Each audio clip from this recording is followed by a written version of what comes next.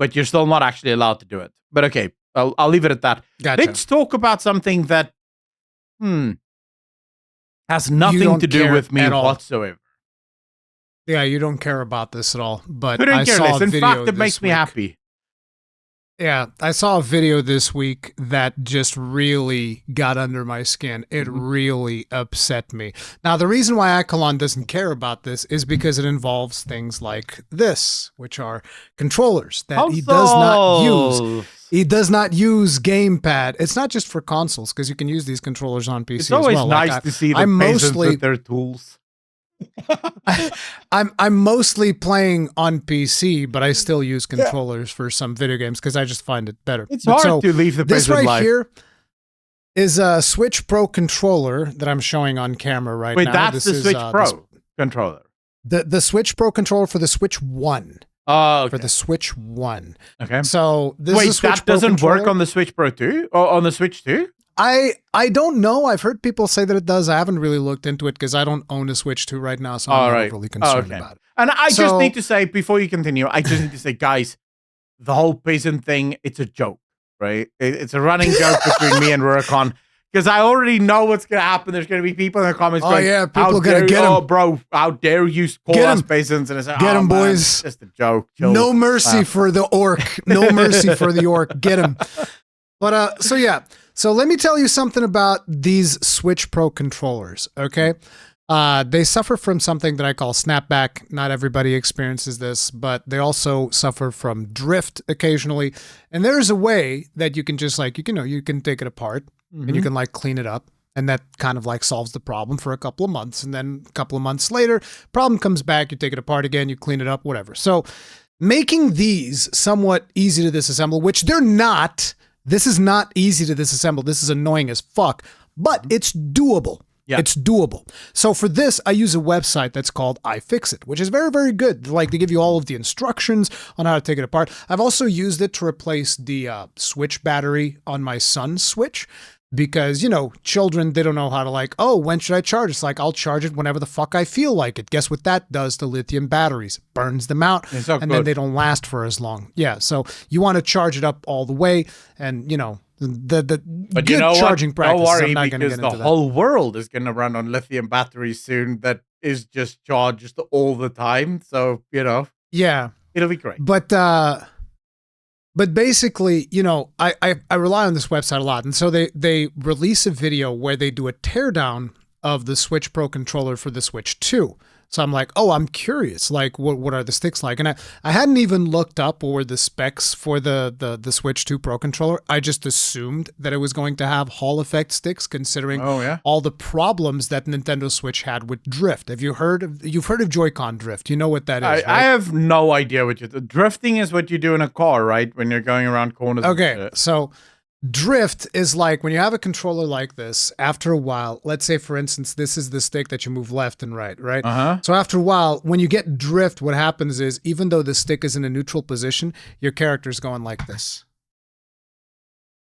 Oh, yeah, I sort of... almost as if it was slightly to the left, and so your character just nudging left all the time because the stick is drifting. That's what we call stick drift. So it doesn't get stuck. What happens is the potentiometers that are inside the thing that basically read the position that the stick is in, they're dirty.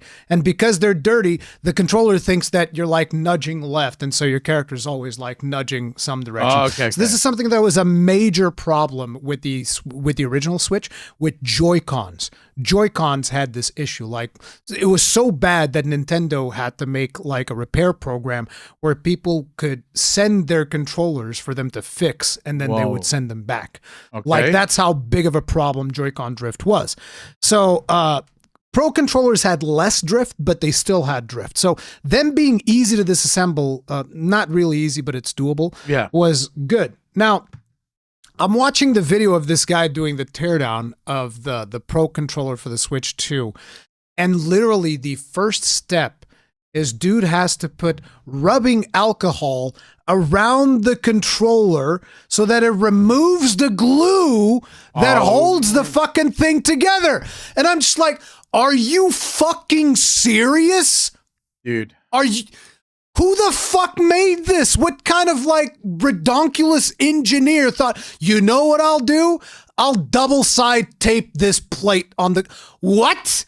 Yeah, double side tape the plate of a control.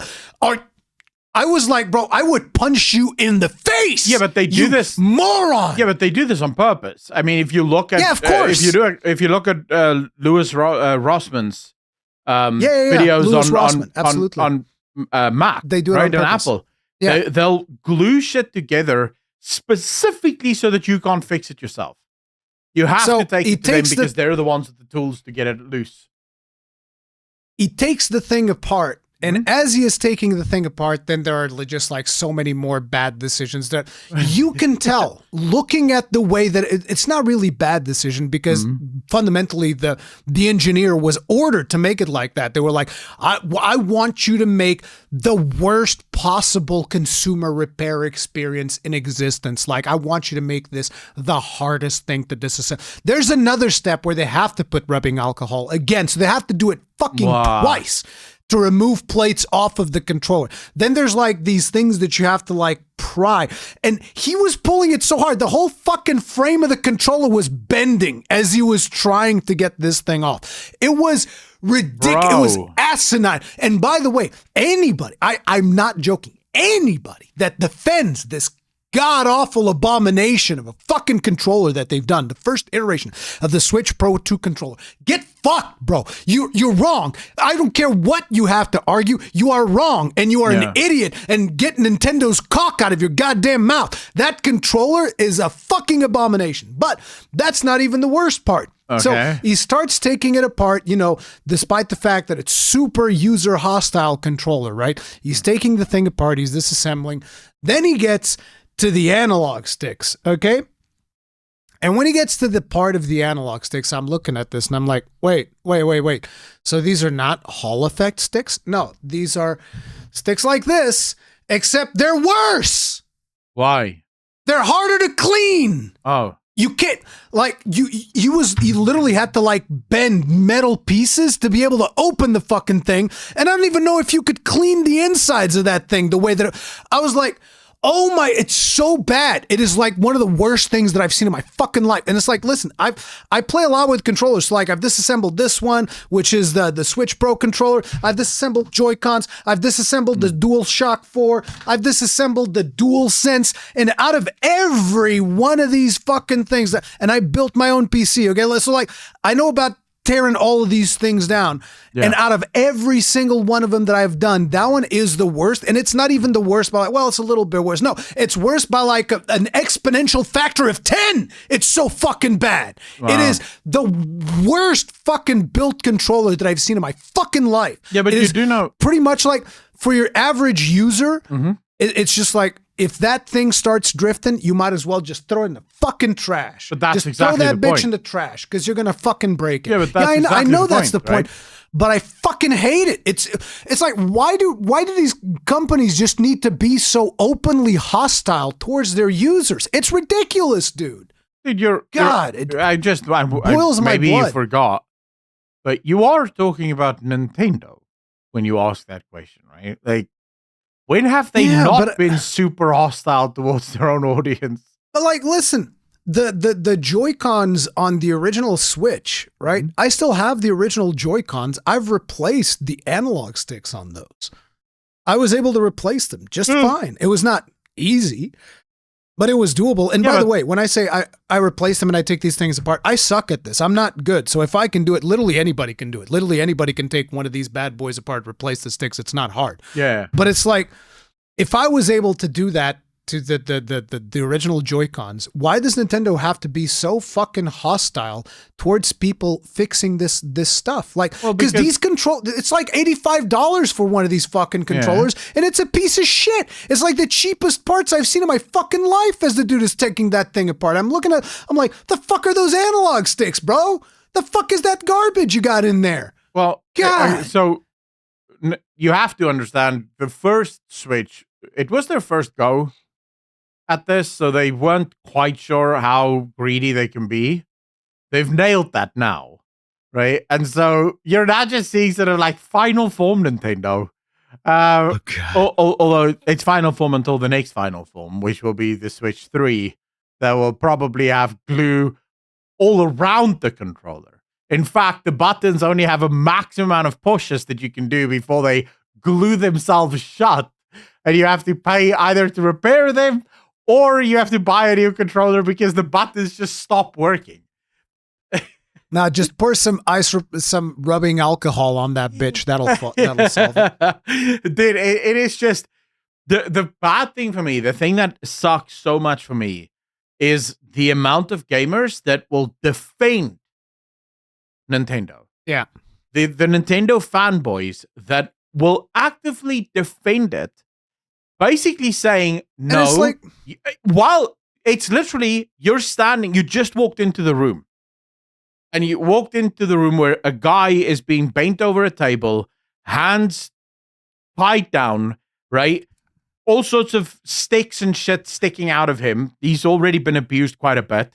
Blood dripping off of him. And there's like a giant dildo being prepared for this guy. And you go, dude, I can help. And he's like, no. I need this. Right? But he's crying. You can see he doesn't enjoy this at all. But he's like, no, don't. You'll make them angry. And they promised that I'll get a sweet after all of this. And like, man, like, we can buy you another sweet. Like, we don't have to. You can literally buy anything else. No. I want this sweet. That's Nintendo fans. Like, the thing to me that annoys me is that people always feel the need to defend their purchases. Yeah. Which is like, you don't have to defend that you bought a device for entertainment. No. It's like, you bought a Switch 2. You don't have to defend yourself. Like, it's your fucking money. You can do what you want. Yeah. You don't have, yeah, you can still be like, yeah, I bought it. I wanted to play games. You know, I like the new Mario Kart, all of that shit, whatever. This doesn't mean that you have to go on and say like, the chat functionality is actually great. It's so good. Oh man. And I was like, yeah, I too like fucking 10 FPS Discord. Yes. It's great. It's fantastic. Sure. Whatever.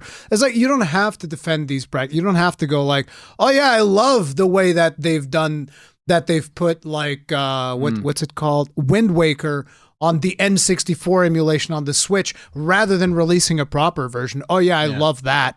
That's so good. It's like, you don't have to defend these things. Like the same way, like, look, I'm going to buy a Switch 2 at some point. I didn't buy it on release. I'm going to buy it. I've said it from the beginning. I'm going to buy this console eventually. I'm just not chomping at the bit to do it right now. But this doesn't mean that you have to like defend it, right? That's the thing. But you know, but I do think it is one of those things where it's guilt, right? Because you spent all this money buying this thing. Now you have to defend the spending of the money. Because if you don't, you're in trouble. So I sort of, on the one hand, kind of understand it, even though I think it's still mega stupid. And you're making your own lives worse, because if you stood up to them now, they would have had no other option but to stop being scumbags.